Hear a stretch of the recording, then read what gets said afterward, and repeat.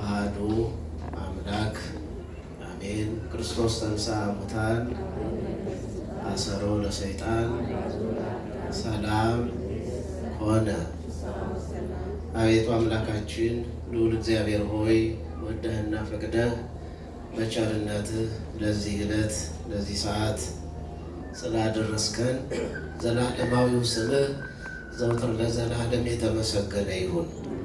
ክቡር አባታችን መላከ ሰላም ቆሞስ አባ ሰይፈ ገብርኤል የዚሁ ታላቅ ደብር አስተዳዳሪ፣ ክቡር ሊቀ ጠበብት የኔታ ወልደ ገብርኤል የደብሩ የአቋቋምና የቅዳሴ መምህር፣ ክቡራን ሊቃውንተ ቤተ ክርስቲያን፣ አይንተ እግዚአብሔር ካህናት፣ ላይካነ ምስጢራዊ ዲያቆናት፣ እግዚአብሔር የሚወዳችሁ ልዑል እግዚአብሔርን የምትወዱት ምእመናን ምእመናት በልዑል እግዚአብሔር ስም እንደምን አደራችሁ?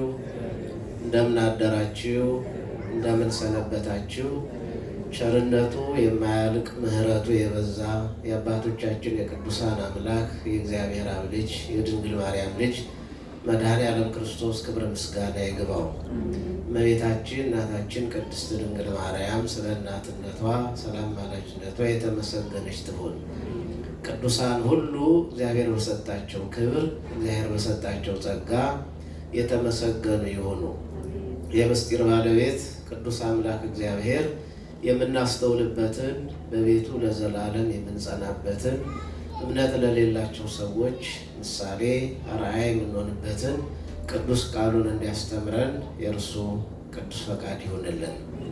እንደ እግዚአብሔር ቅዱስ ፈቃድ ባለን የተወሰነ ደቂቃ የዮሐንስ ወንጌል ምዕራፍ 16 ቁጥር 7 ላይ ያለውን ኃይለ ቃል መነሻ አድርገን በዓሉን በተመለከተ የተወሰነ ጥቂት ነገር እንነጋገራለን። የትምህርታችን ርዕስ እኔ ባልሄድ አጽናኙ ወደ እናንተ አይመጣምና የሚል ይሆናል። እስቲ ሁላችሁም በሉት፣ እኔ ባልሄድ አጽናኙ ወደ እናንተ አይመጣምና። ይህንን ቃል የተናገረው ለስም አጠራሩ ክብር ምስጋና ይግባውና ጌታችን አምላካችን መድኃኒታችን ኢየሱስ ክርስቶስ ነው። ለምንድን ነው የተናገረው? አጽናኙስ የተባለው ማን ነው የሚለውን በጥቂቱ እንመለከታለን። አስከትለን እንደ ቤተ ክርስቲያናችን ስርዓት እንግዲህ የኢትዮጵያ ኦርቶዶክስ ተዋሕዶ ቤተ ክርስቲያን ሁሉን የምታደርግበት የራሷ ስርዓት አላት። ሰሙነ ትንሣኤውን እንዴት አድርገን ስናከብር እንደሰነበት እንታውቃላችሁ። ዛሬም እንደምታዩት የተቆመው ማህሌት፣ የተቀደሰው ቅዳሴ፣ ሁሉ ነገር ትንሣኤን የሚመለከት ነው። ለምን? ከትንሣኤው አንስቶ እስከ ዛሬው ዕለት ድረስ እንደ ትንሣኤ በዓል ቤተክርስቲያን ስለምታከብር ሐዋርያትም ያንን ስላዘዙ ነው። እንግዲህ የዛሬው ዕለት ጰራቅሊጦስ ብላ ቤተክርስቲያን ታከብረዋለች። ምን ይባላል? የዛሬው ዕለት ጰራቅሊጦስ ይባላል። ከዘጠኙ የጌታችን አበይት በዓላት መካከል አንዱ ነው። ጰራቅሊጦስ መንፈስ ቅዱስ ማለት ነው። ጰራቅሊጦስ መንፈስ ቅዱስ ነው። እግዚአብሔር መንፈስ ቅዱስ ነው። ያው ብዙዎች ግር ይላቸዋል። የመንፈስ ቅዱስ ነገር እንደምታዩት አሁን ብዙ አብያተ ክርስቲያናት ተሰርተዋል አይደለም? ብዙ አብያተ ክርስቲያናት ተሰርተዋል። የመንፈስ ቅዱስ ቤተ ክርስቲያን ግን በብዙዎች ምዕመናንም አይታወቅም። እንዲሁም በአዲስ አበባ የዛሬ የጎላ ቅዱስ ሚካኤል የሚባለው የመንፈስ ቅዱስ ቤተ ክርስቲያን ነው እና ሰው ስለ መንፈስ ቅዱስ ያለው ግንዛቤ አጭር ስለነበረ የመንፈስ ቅዱስ በዓል ሲከበር ብዙም ሰው አልተገኘም ነበር፣ በሚያሳዝን ሁኔታ ማለት ነው። ስለዚህ ለማንኛውም ሰው በለመደው እስቲ ሚካኤልን ደግሞ ደባል እናርግና እናምጣ ተባለ። አሁን ሚካኤል ደባል ሆኖ ሲመጣ ህዝቡ ጠጠር መጣ ያጠፋ። የሚገርማችሁ ነገር አሁን ዛሬ ሊቃውንቱ ምን ብለው ጠሩት? የጎላው ሚካኤል አሉት። የጎላው ሚካኤል ምክንያቱም በዓሉ መንፈስ ቅዱስ ደብሩ ታቦቱ የመንፈስ ቅዱስ ነው። ግን ሚካኤልን ስለለመደ ሰው እንዲሁ ግጥም ብሎ መጣና በዛው የጎላው ሚካኤል አሉና ጎላ ሲባል ደግሞ እናንተ ምናምን የምትቀቅሉበት እንዳይመስላችሁ የሕዝቡን ብዛት ስፋት የበዓሉን ድምቀት አይቶ ነው አባቶቻችን የጎላው ሚካኤል ነው የጠሩትና መንፈስ ቅዱስ ትልቅ በዓል መሆኑንም እንድንረዳ ጭምር ነው። እንግዲህ ጰራቅሊጦስ የግሪክ ቃል ነው። ትርጓሜው አጽናኝ ማለት ነው። ምን ማለት ነው? አጽናኝ ማለት ነው። ጰራቅሊጦስ ማለት የተወሰኑትን ትርጓሜዎች ነግሯችሁና ወደ ቀጣዩ ነገር እንሄዳለን። ጰራቅሊጦስ ማለት ናዛዚ ማለት ነው። ናዛዚ ማለት ሰውን የሚያረጋጋ ማለት ነው። እግዚአብሔር መንፈስ ቅዱስ ሁላችንም ያረጋጋል። ናዛዚ የሚያረጋጋ። እንደምታውቁት ደቀ መዛሙርቱ ጌታችን መድኃኒታችን ኢየሱስ ክርስቶስ 3 ዓመት ከ3 ወር አብሯቸው ሆኖ እነሱም በዋለበት እየዋሉ ባደረበት እያደሩ ትምህርቱን እየተከታተሉ ብዙ ነገር በተለይ አይሁድ የሚያቀርቡትን አደገኛ ጥያቄ በሚያሳፍር ሁኔታ እነሱም በሚያስደንቅ ሁኔታ ሲመልስ ያን ሁሉ ይመለከታሉ እና ስለሚበሉትም ስለሚጠጡትም ነገር አይጨነቁም ነበር። ግን ክርስቶስ ከነሱ ከተለየ በኋላ በተለይ ያሁሉ መከራ ሲደርስበት ሲሞት በከርሰ መቃብር 3 ቀን 3 ሌሊት ሲቆይ እንዲሁም ደግሞ 40 ቀን አንዳንድ ጊዜ እየተገለጠላቸው ብዙ ጊዜ ደግሞ እየተሰወረ ለምን ጌታችን በዚህ ዓለም ላይ ሲያስተምር በስጋ ሲመላለስ ጥቂት መሰወር ነበር። ልክ አሁን ዮሐንስ በወንጌሉ እንደተናገረው በድንጋይ ሊወግሩ ሲሉ ሊይዙ ሲሉ ከነሱ አለፈ ተሰወረ ይላል።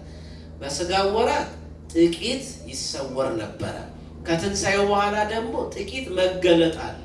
ምክንያቱም የዚህን ዓለም በስጋ ተገልጦ የሚሰራውን ስራ ስለፈጸመ ሁልጊዜ አይታያቸው። ከትንሣኤው በፊት ጥቂት መሰወር እንደነበረ ሁሉ ከትንሣኤው በኋላ ደግሞ ጥቂት መገለጥ ነበረና ብቻ ብዙ ፍርሃት፣ ብዙ መከራ፣ ብዙ ጭንቀት ነበረባቸው። ውስጣቸው አልተረጋጋም ነበር። እግዚአብሔር ሁላችንም ያረጋጋል። አንዳንድ ጊዜ ምን እንደምንሰራ ምን እንደምንጨብጥ ሁሉ ግራ ይገባናል። በመንፈሳዊ ሕይወታችን በእያንዳንዱ ነገር የምንታወቅበት ነገር አለ። ስለዚህ የሚያረጋጋን ደግሞ ቅዱስ የእግዚአብሔር መንፈስ ነው። ያ የሚያረጋጋቸው ቅዱስ መንፈስ እስኪመጣ ድረስ ታውቀው ነበር። እስቲ ያስቡት፣ በዝግ ቤት ውስጥ እያሉ የሚበላ አጡ። የሚበላ ባጡ ሰዓት ወደ እሱ መለመን ሲገባቸው፣ ለምን ያኔ ሕዝብ ከሚሰጠውም ከሙዳየ ምጽዋቱ ትንሽ እየወሰዱ እንዲሁም ደግሞ 5 እንጀራ 2 ዓሣ እያበረከተ ይመግባቸው ስለነበረ አሁን ያ ሁሉ ቀረና መረጋጋት ስላልቻሉ ወደ ቀደመ ስራቸው ዓሣ ወደ ማጥመድ ነው የሄዱት። ስለዚህ ያንን ፍርሃታቸውን ለማስወገድ መንፈስ ቅዱስ የሚመጣበት የሚወርድበት ስለሆነ እነሆ ናዛዚ አረጋጊ ተብሏልና መንፈስ ቅዱስ እኛንም ያረጋጋን። በእውነት የታወከ ሕይወት ያለብን ብዙዎቻችን በትዳራችን፣ በስራ ቦታችን፣ በኑሯችን በሁሉ ነገር መረጋጋት ያቃተን ሰዎች የምንረጋጋው በእግዚአብሔር መንፈስ ቅዱስ ነው። ያ መንፈስ ቅዱስ ደግሞ ሁል ጊዜ የሚወርድባት ኢየሩሳሌም የኢትዮጵያ ኦርቶዶክስ ተዋሕዶ ቤተክርስቲያን ናት። ስለዚህ የመጀመሪያው ናዛዚ ያልነው ለዚህ ነው። ሁለተኛ ደግሞ ጰራቅሊጦስ ከሳቲ ወይም ገላጭ ይባላል። ምስጢርን የሚገልጥ ማለት ነው። ሰው ስለተማረ ብቻ አይደለም፣ በስጋና በደም እውቀት ብቻ ምስጢር ሊገለጥለት አይችልም። ምክንያቱም ብዙ ልንማር ልናውቅ እንችላለን። ስለተማርን ግን ሁሉ ይገለጥልናል ማለት አይደለም። ለዚህ ነው እነ ቅዱስ ጴጥሮስ እኮ በደንብ አድርገው ከጌታ ተምረዋል። ግን በአንድ ወቅት ሰዎች እኔን ማን ይሉኛል ብሎ ሲጠይቅ ብዙ ብለውታል ሰዎች። እናንተ ማን ትሉኛላችሁ ሲል ቅዱስ ጴጥሮስ አንተ ክርስቶስ የሕያው የእግዚአብሔር ልጅ ነህ፣ ይህንን ስጋና ደም ወይም ስጋዊ ደማዊ እውቀት አልገለጠልም፣ ከላይ ያለው የማን መንፈስ ነው? የአባቴ መንፈስ ነው። ስለዚህ መንፈስ ቅዱስ ምስጢር ገላጭ ነው። ብዙ ነገር ብዙ በኋላ የምናነሳቸው ነገሮች ይኖራሉ። ብዙ ምስጢር የገለጠላቸው ለደቀ መዛሙርቱ እግዚአብሔር መንፈስ ቅዱስ ከወረደላቸው በኋላ ነው። ሌላው መንፈስ ቅዱስ ወይም ጰራቅሊጦስ ማለት መንጽሒ ማለት ነው። ወይም የሚያነጻ ሰውን ሁሉ ከኃጢአት የሚያነጻ እርሱ ነውና ሌላው ጰራቅሊጦስ ማለት መጽንዒ ማለት ነው፣ የሚያጸና ማለት ነው። ጻድቃንን በገዳም የሚያጸናቸው እሱ ነው። ሰማዕታትን በደም የሚያጸናቸው እሱ ነው። ቅዱሳን ሐዋርያትን በአጽናፈ ዓለም ወንጌልን እንደያዙ የሚያጸናቸው እሱ ነው። ምእመናንን ደግሞ በምግባር በሃይማኖት የሚያጸና እሱ ነው። እግዚአብሔር መንፈስ ቅዱስ ሁላችንም ያጸናል። ወዲህ ወደ ማለት አንድ ጊዜ ጥሩ ይሆናል ህይወታችን፣ አንድ ጊዜ ደግሞ ይበላሻል። አንድ ጊዜ እንዲሁ ሲቀናን ደስ ሲለን እንጾማለን፣ አንዳንዴ ደግሞ እንተዋለን። አይደለም እንደዛ አይነት ጠባይ አለብን እኛ። አንዳንዴ ምክንያት ስንፈልግ አይ ከሰኞ ጀምሮ የሚገባው የቄስ ጾም ነው እንላለን። ማን እንዳስተማረን ወይም የትኛው ቄስ እንደነገረን አናውቅም። እንዲህ አይነት የሚዋዥቅ ህይወት ያለን ብዙዎቻችን። ስለዚህ ያንን ጸንተን ልክ እንደ አባቶቻችን ጸንተን እንድንኖር የሚያደርገን እግዚአብሔር መንፈስ ቅዱስ ነው። ሌላው ጰራቅሊጦስ ማለት መስተስሪ ማለት ነው። ኃጢአትን የሚደመስስ ነው። በካህናት በአባቶቻችን ስልጣን ሆኖ እግዚአብሔር ይፍታ ብለው ሲናገሩ ያንን የታሰርንበትን ኃጢአት የሚፈታ የሚደመስስ እግዚአብሔር መንፈስ ቅዱስ ነው ማለት ነው። ሌላው መስተፍስሒ አስደሳች፣ ሰውን ሁሉ የሚያስደስተው ይህ ጰራቅሊጦስ መንፈስ ቅዱስ ነው። በዚህ ስም አብና ወልድ አይጠሩም። በአብ ስም ወልድና መንፈስ ቅዱስ አይጠሩም። በወልድ ስም አብና መንፈስ ቅዱስ አይጠሩም። በመንፈስ ቅዱስ ስም አብና ወልድ አይጠሩም። ምክንያቱም መንፈስ ቅዱስ ጰራቅሊጦስ ራሱ እግዚአብሔር ስለሆነ ማለት ነው። እግዚአብሔር የሚለው ስም ግን የአብም የወልድም የመንፈስ ቅዱስም መጠሪያ ስማቸው ነው ማለት ነው። ስለዚህ ይህ ዕለት ቅዱስ ዮሐንስ አፈወርቅ እንደተናገረው የቤተ ክርስቲያን የልደት ቀን ነው ማለት በዓሏ ነው። ቤተ ክርስቲያን ትልቅ የአገልግሎት በር የተከፈተላት ታላቅ ዕለት ነው። ራሱ በዚህ ጉዳይ በሰፊው አብራርቶ ከጻፈ ካስተማረው ሊቃውንት መካከል አንዱ ዮሐንስ አፈወርቅ ራሱ ጰራቅሊጦስ ማለት መሪ ነው ይላል። መሪ፣ አጽናኝ፣ ረጅ ነው በማለት በስፋት በዚህ ጉዳይ አስተምሯል። እንግዲህ በዓለ ጰራቅሊጦስ ትልቅ በዓል ነው። በዓለ ጰራቅሊጦስ እንድናከብር በዕድሜያችን ላይ ይህን ተጨማሪ የሰጠን እግዚአብሔር የተመሰገነ ይሁን። እንግዲህ መድኃኒታችን ኢየሱስ ክርስቶስ መንፈስ ቅዱስን ለደቀ መዛሙርቱ ከመላኩ በፊት እንደሚልክ ወይም እንደሚመጣ በብዙ ምሳሌ ነግሯቸዋል፣ ብዙም አስተምሯቸዋል። በተለይ የዮሐንስ ወንጌል ምዕራፍ 14 ቁጥር 1 ጀምሮ ስትመለከቱ ልባችሁ አይታወክ፣ በእግዚአብሔር እመኑ፣ በእኔም ደግሞ እመኑ፣ በአባቴ ቤት ብዙ መኖሪያ አለ፣ እንዲያስ ባይሆን ባልኋችሁ ነበር። ስፍራ አዘጋጅላችሁ ዘንድ እሄዳለሁና ሄጄም ስፍራ ባዘጋጀሁላችሁ እኔ ባለሁበት እናንተ ደግሞ አንድ ትሆኑ ዘንድ ሁለተኛ እመጣለሁ። አሁን እንግዲህ አስቡት፣ 3 ዓመት ከ3 ወር አብሯቸው የኖረው መምህራቸው ከነሱ ሲለይ ያለባቸውን ፍርሃት አስቡት። ከባድ ነው። ምክንያቱም ቤተሰቦቻቸውን፣ ሀብታቸውን፣ ንብረታቸውን ትተው ነው የተከተሉት። ያ ብቻ አይደለም፣ ክርስቶስ ከነሱ ሲለይ፣ ምክንያቱም ከእንግዲህ በስጋ አይታይም። አንዴ ካረገ ከተነሳ በኋላ ሁልጊዜ በስጋ ከነሱ ጋር አይመላለስም። ከነሱ ጋር በስጋ አይመላለስም ማለት ይለያቸዋል ማለት አይደለም። እስከ ዓለም ፍጻሜ ከእናንተ ጋር ይውላል። ግን ከዛ በኋላ ሄደው አይሁድ የሚያመጡባቸውን መከራ ሲያስቡ ፍርሃትና ጭንቀት አለባቸው። ልባቸው እንደፈራ እንደተጨነቀ ስላወቀ ልባችሁ አይታወቅ አይፍራ አለ። መድኃኔዓለም ይህንን ቃል ሁሌ በደጋግሞ በልቦናችን ያሰማል። ብዙ ፍርሃት ስላለብን ማለት ነው። አይፍራ፣ አትደንግጡ፣ በአባቴ ቤት ብዙ ሀብት አለ፣ ብዙ ጸጋ አለ፣ ብዙ በረከት አለ። ዛሬ እኔን ተከትላችሁ ኖራችሁ የኔን ሕግ ፈጽማችሁ በእኔ አምላክነት አምናችሁ ለዓለም ይህንን በማስተማራችሁ ምክንያት ነገ በመንግስተ ሰማያት ብዙ ማዕረግ አላችሁ፣ ብዙ ሀብት አላችሁ። በዚያም እወስዳችኋለሁ፣ ዳግመኛ እመጣለሁ። እንዲጽናኑ ነው። ተመልከቱ፣ በዛው ሄዶ ይቀራል የሚል እንዳያድርባቸው በልቡናቸው ላይ ዳግመኛ እመጣለሁ እወስዳችኋለሁ በማለት ይህን ተናግሯል። ለዚህ ነው ይህንኑ ቃል አስተውላችሁ ከሆነ ቅዱሳን መላእክት ጌታችን መድኃኒታችን ኢየሱስ ክርስቶስ በክብር በሚያርግበት ሰዓት ትኩር ብለው ይመለከቱታል።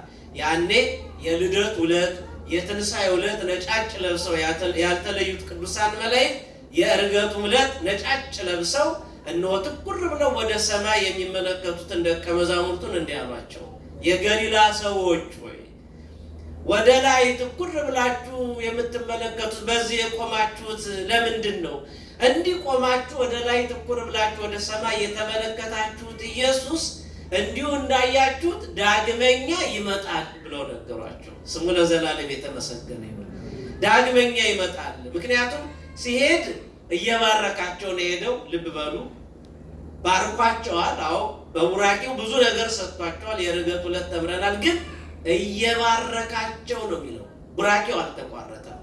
ዛሬም ካህኑ መጨረሻ ላይ የታችሁ ከሆነ መስቀል አመሳቅለው ይባርኩናል። ይሄ ቡራኬ ሁል ጊዜ ይቀጥላል ማለት ነው። አያችሁ፣ እየባረካቸው ሄደ ማለት እስከ ዕለተ ምጽአት ድረስ በቤተ ክርስቲያን በኩል በካህኑ በኩል እግዚአብሔር ሁል ጊዜ ቡራኬውን ያስተላልፋል ማለት ነው። ስለዚህ ያ ያጽናናቸዋል።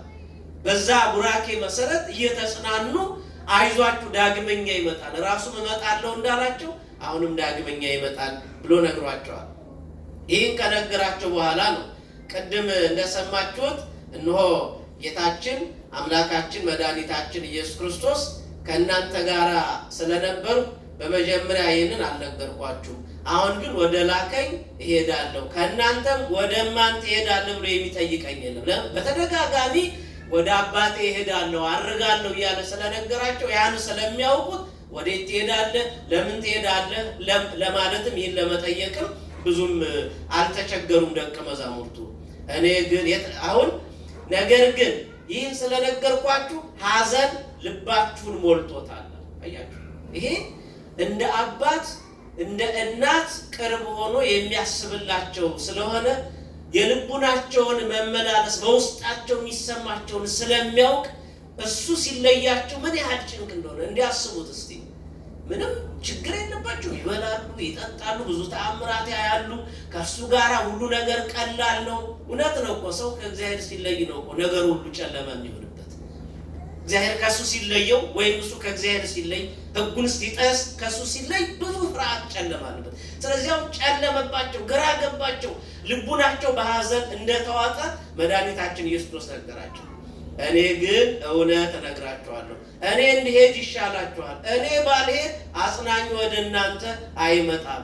እኔ ብሄድ ግን እርሱን እልክላችኋለሁ አለ። እርሱ የተባለው ማን ነው? መንፈስ ቅዱስ ነው። እልክላችኋለሁ።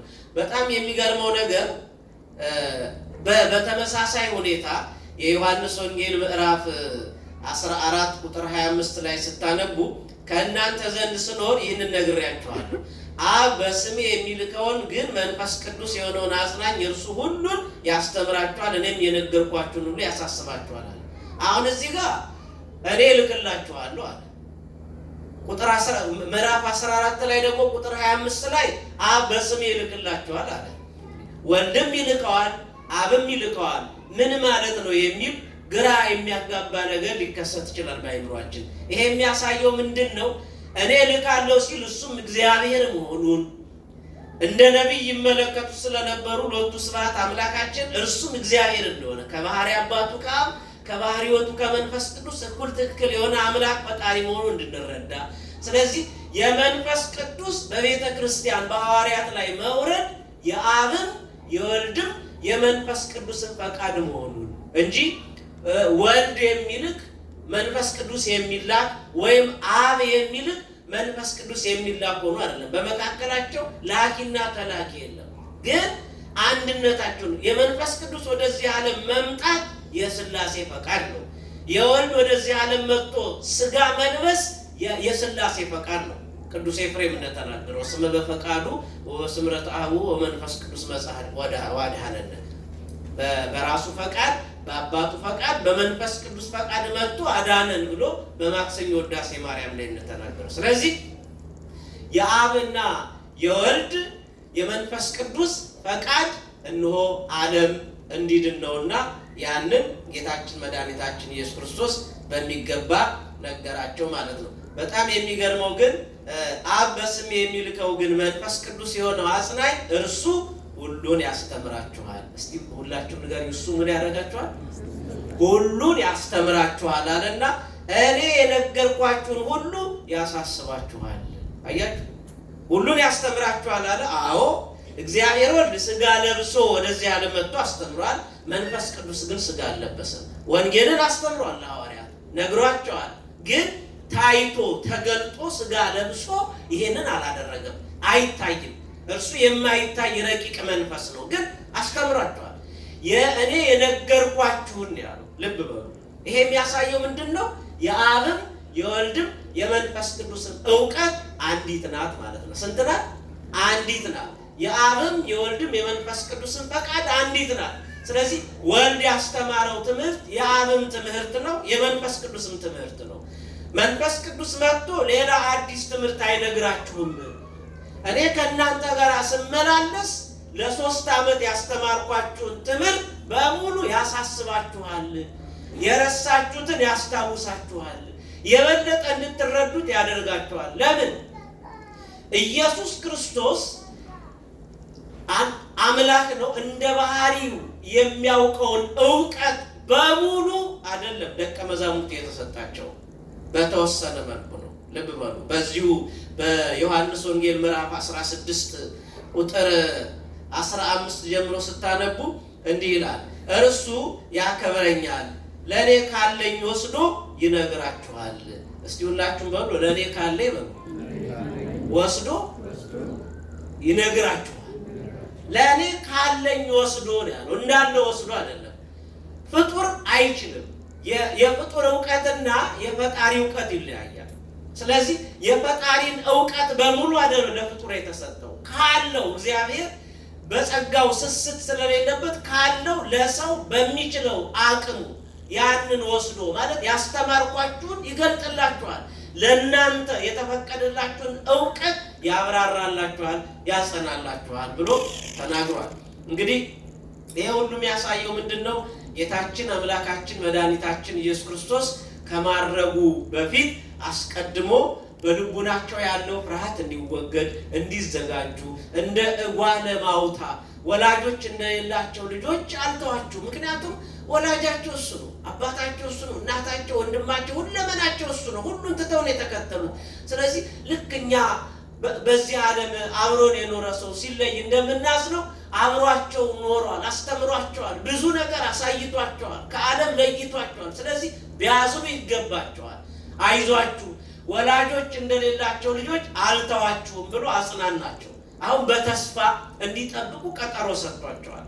አንትሙሰ ንበሩ ሀገረ ኢየሩሳሌም እስከትለብሱ ኃይለ እማርያም፣ እናንተ ግን ከላይ ከአርያም ኃይል የሚሆናችሁ መንፈስ ቅዱስን እስክትለብሱ ድረስ በኢየሩሳሌም እንደ አንድ ልብ መካሪ እንደ አንድ ቃል ተናጋሪ ሆናችሁ ቆዩ፣ ጠብቁ አላቸው።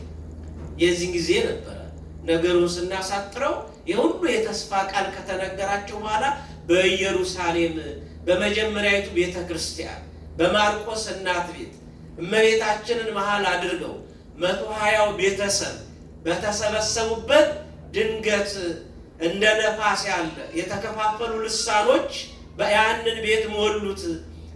120 ቤተሰብ በመንፈስ ቅዱስ ተሞሉ ይላል የሐዋርያት ሥራ ምዕራፍ 2 ላይ ስታነቡ። ሰዓቱም ከጠዋቱ 3 ሰዓት ነው። መንፈስ ቅዱስ ለቤተ ክርስቲያን የወረደበት ለደቀ መዛሙርቱ የወረደበት ማለት ነው። ልክ ያ ሲወርድላቸው ፈሪዎች የነበሩ ደፋሮች ሆኑ። መድኃኔዓለም ፍርሃታችን ያስወግድልን። አያችሁ፣ ይህች ቤተ ክርስቲያን መንፈስ ቅዱስ ባይወርድላት ኖሩ ይህን ሁሉ መከራ መቋቋም አትችልም ነበር። ሰማዕታት አንገታቸውን ለሰይፍ እንዲሰጡ ይሄ የሚገፋፋቸው ማን ይመስላችኋል? መንፈስ ቅዱስ ነው እኮ እንጂ ሰው አይችልም። እኛ እኮ እንክዳለን። ቢላ በያዘ ሰው ፊት ማነው አምላክ ስንባል እንድንጨክን የሚያደርገን መንፈስ ቅዱስ ነው። ቅዱስ ጊዮርጊስ ያ ሁሉ መከራ ሲደርስበት ያበረታው መንፈስ ቅዱስ ነው። 30 ደቂቃ ያበረታቸው መንፈስ ቅዱስ ናቸው። መንፈስ ቅዱስ ነው ያበረታው እነኛ። ስለዚህ ይሄንን ልንረዳ ያስፈልጋል። ብርታት፣ ኃይል፣ ድፍረት ሆናቸው። ወዲያውኑ ፈሪዎች የነበሩ ደፋሮች ሆኑ። የሚናገሩት አንድ የገሊላ ቋንቋ ነበረ። በዛ ላይ በዓለም ላይ የሚነገረው ቋንቋ ሁሉ ተገለጠላቸው። ከለዳውያን ከእግዚአብሔር ጋር በነበራቸው ግብግብ እግዚአብሔርን ባሳዘኑ ጊዜ ቋንቋቸውን ደባልቆት ነበርና በወቅቱ በዓለም ላይ ይነገር የነበረው ቋንቋ 71 ነው። 71ዱም ቋንቋ ተገልጧል ማለት ነው። እግዚአብሔር የተመሰገነ ይሁን። የሚገርመው መንፈስ ቅዱስ ሀብቱ ልዩ ነው፣ ድንቅ ነውና ለእያንዳንዱ እንደሚገባው መጠን ይሰጠዋል እንዳለ ቅዱስ ጳውሎስ ለ120 ቤተሰብ እንደሚገባቸው መጠን ተሰጥቷቸዋል። 71ዱ ቋንቋ ያለ መከፈል ለደቀ መዛሙርቱ ተገልጧል። ለሌሎቹ ደግሞ ለሰባ አርድእትም ለቅዱሳት አንስትም እንደ አቅማቸው ከ15 የወረደ የለም እንጂ እንሆ እንደ አቅማቸው ቋንቋ ተገልጦላቸዋል። ለምን አስፈለገ? ቋንቋ ለቤተ ክርስቲያን ያንን መስጠት ለምን አስፈለገው እግዚአብሔር ቢባል ከተለያየ ዓለም የተሰበሰቡ ስላሉ በዓለም ላይ ልዩ ልዩ ቋንቋ የሚናገሩ ሰዎች ስላሉ እነሱ ድነው ተምረው ተሰብከው ነገረ ክርስቶስን አውቀው ነገረ ድህነት ገብቷቸው እንዲድኑ ነው። ቋንቋ ሌላ ዓላማ የለውም። ለሐዋርያትም የተገለጠው ቋንቋ ነው። ወዲያውኑ በየቋንቋቸው ሲሰሙ ከተለያየ ሀገር የመጡ እስራኤላውያን በየቋንቋቸው ሲሰሙ አይተው ተደነቁ። እንዴ ይህ ምንድነው? እንዴት እነኚህ የገሊላ ሰዎች ናቸው፣ እናውቃቸዋለን፣ የሚናገሩት የገሊላ ቋንቋ ነው። እንዴት የእኛም ቋንቋ መናገር ቻሉ? እኛ ሲናገሩ እንዴት እንሰማቸዋለን? እንዴት እንረዳቸዋለን ነው። ስለዚህ የተገለጠላቸው ልሳን ሰው የሚናገረው ቋንቋ ነው ማለት ነው። የገባችሁ ነው ማለት እንደው ሉተራውያንና በዚህ ዓለም ያሉት ዝም ብሎ ሰረረረም ደረረረም እንደሚሉት አይደለም። ቋንቋ ቢያንስ 5 ነገሮችን ማሟላት አለበት። አንደኛ ፊደል የሚጻፍበት መሆን አለበት። ስም የሚጠራበት መሆን አለበት። ሀገር የሚነገርበት መሆን አለበት። ተናጋሪው ቋንቋውን የሚያውቅበት፣ ሰሚውም ቋንቋውን የሚያውቅበት መሆን አለበት እንጂ ከዚህ ውጭ የሆነ ቅርጽ የሌለው ነገር ቋንቋ በእግዚአብሔር ላይ መዘበት ነው፣ በመንፈስ ቅዱስ ላይ። ያ ልሳን ቋንቋ ነው እንጂ ልዩ ነገር አይደለም። ምክንያቱም ለሰዎች የተገለጠው ሰዎች እንዲግባቡበት እንዲረዱት ነው። ለምሳሌ ለአንዱ በልሳን መናገር፣ ለአንዱ በልሳን የተነገረውን መተርጎም ሲባል እንዲሁ ዝም ብሎ በአዳራሽ ተሰብስቦ እንደሚንጫጫው አይደለም። ለምሳሌ አንድ ሰው እዚህ አብዛኛው የጀርመንኛ ተናጋሪ ቢሆን ጀርመንኛ ቢችል ያንን ጀርመንኛ ለኛ ይተረጉምልናል ማለት ነው እንጂ የተለየ አይደለም። ያንን እንድንረዳው ያስፈልጋል። ስለዚህ ህዝቡ ለሁለት ተከፍሎ ግማሹ የመንፈስ ቅዱስን ስራ እያደነቀ በመንፈስ ቅዱስ ስራ እየተገረመ በእውነት ምንድነው ይሄ የምንሰማው ብለው ሲደነቁ፣ የተወሰኑት ደግሞ አይ እነኚህ ጉሽ ወይን ጠጅ ጠጥተው ነው እንዲህ የሚያደርጋቸው አሉ። አይሁድ በሁለት የተከፈሉ ናቸው። አምነው ነገሩን በየዋህነት የተቀበሉት ምዕመናን አይሁድ ይባላሉ። ጉሽ ጠጥተዋል ብለው በመንፈስ ቅዱስ ስራ ያላገጡት ደግሞ ከሰቃልያነ ክርስቶስ የሆኑት አይሁድ ናቸው።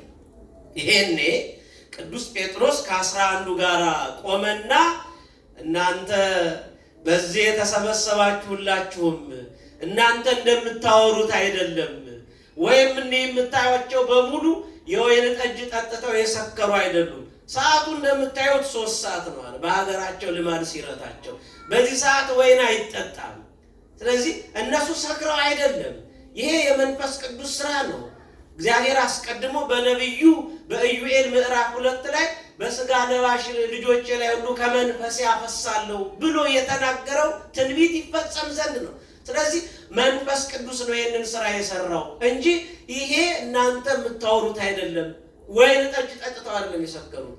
በነገራችን ላይ እነሱ በልቦናቸው ያጉተመተሙትን ነገር ቅዱስ ጴጥሮስ እንዴት አወቀ ቢባል መንፈስ ቅዱስ ስለገለጠለት። ማን ስለገለጠለት? ምስጢር ገላጭ ነው መንፈስ ቅዱስ። መንፈስ ቅዱስ ምስጢር ገላጭ ነው።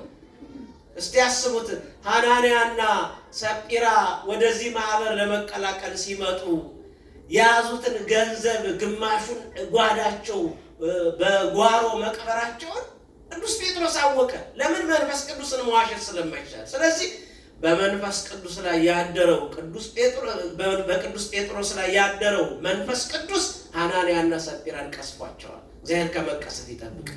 እንዳትዋሹ። ምናልባት ካህኑን ልትዋሹ ትችላላችሁ፣ መንፈስ ቅዱስን አትዋሹ። በካህኑ ስልጣን ላይ ያለው የእግዚአብሔር ኃይል ነው። ስለዚህ ያንን ማሰብ ያስፈልጋል። አናንያና ሰቅራ ያልተረዱት ያንን ነው። ያው መሰሪ የተባለው ጠንቋይ ሲሞንን ታውቃላችሁ። ሀብተ መንፈስ ቅዱስን በገንዘብ መግዛት ፈልጎ ምንድን ያደረገው ጴጥሮስ አንተም ገንዘብህም አንድ ላይ ጥፉ ብሎ ነው የረገመው። ይህንን ያደረገው መንፈስ ቅዱስ ነው በቅዱስ ጴጥሮስ ላይ ያደረገው። አሁንም በቅዱስ ጴጥሮስ ላይ እግዚአብሔር መንፈስ ቅዱስ አድሮ አይሁድን ይመክራቸው፣ ይገስጻቸው፣ ከተሳሳቱበት መንገድ ይመለሱ ዘንድ እነሆ በቅዱስ ጴጥሮስ አንደበት ይናገር ጀመር። ተመልከቱ። አሁን ያልተረዱትን ነገር በሙሉ የተረዱት ቅዱሳን ሐዋርያት መንፈስ ቅዱስ ከወረደላቸው በኋላ ነው።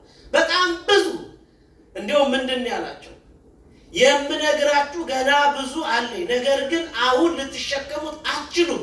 ግን እርሱ የእውነት መንፈስ በመጣ ጊዜ ግን ወደ እውነት ይመራችኋል ብሏቸዋል። ለምን? ኢየሱስ ክርስቶስ ያስተማራቸውን ትምህርት በሙሉ አልተረዱትም ሐዋርያት። የተረዱት በኋላ በደንብ የተገነዘቡት መንፈስ ቅዱስ ከወረደላቸው በኋላ። መንፈስ ቅዱስ የራቀውን ያቀርብልን፣ የረቀቀውን ምስጢር ያጉላልን። ወዲያው ልብን የሚነካ ትምህርት በእውነት በነቢያት የተነገረውን ትንቢት ምሳሌውን ስለ ኢየሱስ ክርስቶስ ወደዚህ ዓለም መጥቶ እንዴት እንዳስተማረ እንዴት እንደሰራ ብዙ ነገር ያለውን ነገር ከመጀመሪያ እስከ መጨረሻው ድረስ ነገረ ድህነትን ያለውን አይሁድ እንዴት አድርገው እንዳንገላቱ ጠላቶች እንደሆኑበት እንደሰቀሉት እሱ ግን ሰይጣንን ድል እንዳደረገ ሞትን ድል አድርጎ እንደተነሳ እንዳረገ ዳግመኛ እንደሚመጣ በሙሉ ያለውን ነገር ሲያስተምራቸው ልባቸው ተነካ ይላል። እግዚአብሔር ልብ የሚነካ ትምህርት ያስተምራል። እውነት ጩኸት ብቻ እንዳይሆን ማለት ነው። መንፈስ ቅዱስ ሲያድርበት አገልጋዩ እሱም ተነክቶ ልብ የሚነካ ትምህርት ያስተምራል። በመንፈስ ቅዱስ የሆነ ጉባኤ ሲሆን ምዕመናንም ልባቸውን ሰጥተው ይማራሉ። በጣም የሚገርመው ያንን ልብ የሚነካ ትምህርት በደንብ አድርገው ያደመጡ 3000 ሰዎች እስራኤላውያን አይሁድ ምን እናድርግ? የነገርከን ነገር በሙሉ ልባችንን ነክቶታል። ምን ይሻለናል? አሁን ከዚህ ክፉ ስራችሁ ውጡ፣ ከኃጢአት ተለዩ፣ በእግዚአብሔር እመኑ፣ በኢየሱስ ክርስቶስም ተጠመቁ፣ ትድናላችሁ፣ ከዚህ ክፉና አመንዝራ ትውልድ ራቁ አላቸው። እነሱም አምነው ተጠመቁ። በዛሬዋ ዕለት በ120 ቤተሰብ ላይ መንፈስ ቅዱስ 3000 አማኞችን የጨመረበት ዕለት ነው። ደስ ይላል። በዘመናችን ደግሞ አትሞክሩ። ሙከራ የለም። ማመስገን እግዚአብሔር ነው የሚመሰገነው እንጂ ሌላ አይደለም። እግዚአብሔር ስሙ የተመሰገነ አሜን። አሁን ደስ የሚል ነገር እንደነገርኳችሁ ደግሞ የሚያሳዝነው ደግሞ በዘመናችን ደግሞ አሁን በአንዱ የቅዱስ ጴጥሮስ ስብከት 3000 ሰው ተማርኮ ወደ ማህበረ ክርስቶስ ተቀላቀለ። ዛሬ 3000 ስብከት አንድ ሰው ለማዳን እያንገዳገደ ነው። የስብከቱን ብዛት፣ የሰባኪውን ብዛት፣ የጉባኤውን ስፋት ተመልከቱ። አንድ ሰው ለማዳን አንድ ሰው ወደ ማለት ለማዳን ስራችሁ ወደ ትክክለኛው የክርስቶስ ማህበር ለመቀላቀል አሁን እዚህ ውስጥ የተቀላቀለው ሁሉ በትክክል ወደ ክርስቶስ ማህበር ገብቶ ያንን ሕግ ፈጽሞ ይኖራል? ጥያቄ ምልክት ነው። እንደምታዩት ነው ብዙ ነገር መንፈስ ቅዱስን በተለያየ ነገር ስለምናስብና ልቡናችን ከመንፈሳዊነት ስላራቅ ነው ማለት ነው። ሰቃልያነ ክርስቶስ ግን እንደተቃወሙ ክርስቶስንም ተቃውሞታል። እነ ቅዱስ ጴጥሮስንም የወይን ጠጅ ጠጥተዋል ብለው ከሰዋቸዋል። ስለዚህ ወደ ማህበረ ክርስቶስ ተቀላቅለው እግዚአብሔርን ደስ አሰኝተው ከነሱ ጋር ማመስገን ችለዋል። ስለዚህ ምዕመናን ይህ ዕለት ቤተክርስቲያን ኃይል ያገኘችበት ነጩ እሁድ ጸዓዳው እሁድም የሚባልበት ትልቅ የበረከት ቀን ነው። እንግዲህ መድኃኒታችን ኢየሱስ ክርስቶስ አስባችሁት ከሆነ ሁል ጊዜ ስለ አባቱና ስለ ራሱ ይናገር ነበር። እኔና አብ አንድ ነን፣ ለአብ ያለው ሁሉ ለእኔም አለኝ። አብ ሕይወትን እንደሚሰጥ ወልድም ለሚወደው ሕይወትን ይሰጣል እያለ ራሱን ከአባቱ ጋር ሁል ጊዜ ይናገር ነበር። ይሄ ሁል ጊዜ ደቀ መዛሙርቱም የሚሰሙት ነው። አሁን ግን ተራው የመንፈስ ቅዱስ ነው። አሁን ደግሞ ስለ መንፈስ ቅዱስ ነው ለደቀ መዛሙርቱ እየነገራቸው ያለው። ለምን? ምስጢረ ሥላሴ የሚገለጠው በዚህ ስለሆነ ከአብ የሚወጣው መንፈስ ብሎ ቃል በቃል የተናገረው እግዚአብሔር ወልድ ነው። ከዛ በኋላ ነው ሊቃውንት እኮ ሚስጥረ ሥላሴን አስፋፍተው ለመጻፍ ለመናገር የበቃቸው። ዘሰረጸ በአብ የሚለውን ከአብ የወጣ በሚስጥረ ሥላሴ አብ ወልድ መንፈስ ቅዱስ የሚለውን ትምህርታችን አብ ወላዲ አስራጺ፣ ወልድ ተወላዲ፣ መንፈስ ቅዱስ ሰራጺ የሚለውን አባቶቻችን ያገኙት ራሱ ነው። ከአብ የሚወጣው መንፈስ ብሎ የተናገረው ራሱ መድኃኒታችን ኢየሱስ ክርስቶስ ነው። ስለዚህ እግዚአብሔር አብ፣ እግዚአብሔር ወልድ፣ እግዚአብሔር መንፈስ ቅዱስ የሚለው ምስጢረ ሥላሴ የተገለጠው በአዲስ ኪዳን ነው። እንግዲህ በአዲስ ኪዳን ያለን ክርስቲያኖች ይሄን በሚገባ ልንረዳ ያስፈልጋል ማለት ነው። ይቺ ያዝናት ሃይማኖት አብ የሰራት የጀመራት፣ ወልድ ያስተማራት የነገራት፣ መንፈስ ቅዱስ የፈጸማት ናት። ስለዚህ በዚች ሚስጥረ ሥላሴ በሚነገርባት መንፈስ ቅዱስ ዕለት ዕለት ቅድም ካህኑ ሚመጠን ትግርም ትዛቲ ብሎ በዚህች ዕለት መንፈስ ቅዱስ የሚወርድባት ዕለት ናት። ዕለት ዕለት ማለት ነው። ያቺ ኢየሩሳሌም ቤተክርስቲያን ናት። ሁሌ መንፈስ ቅዱስ የሚወርድባት ማለት ነው። የሚወርድባት ሲባል ደግሞ እንዲያው ግራ እንዳትጋቡ። ዛሬ የመንፈስ ቅዱስ መውረድ ቀን ነው ብሎ አዳራሽ እንደሚሰበሰቡት እንደዚህ አይነት ግርግር አይደለም። በ40 ቀንና በ80 ቀን አንዴ ተቀብለናል። መንፈስ ቅዱስ ገና በ40 ቀንና በ80 ቀን ስንወለድ ያንን ሀብት አግኝተናል። ስለዚህ አሁን ምንድነው በተማርን ቁጥር ሁሉ ጊዜ መንፈሳዊ ስራ በሰራን ቁጥር በ40 ቀንና በ80 ቀን ያገኘነው መንፈስ ቅዱስ ለስራ ማቀጣጠል ነው። ለአገልግሎት መትጋት ያስፈልጋል። ከአገልግሎቱ ከትጋቱ መካከል አንዱ ደግሞ በነገው ዕለት የሚጀምረው ጾም ጸሎት ነው። ለዛ ሁላችን እንዲያበቃን የእርሱ ቅዱስ ፈቃድ ይሁንልን። እግዚአብሔር ሁላችንን ፍጻሜ ያሳምርልን፣ ከበዓሉ በረከትን ያድለን።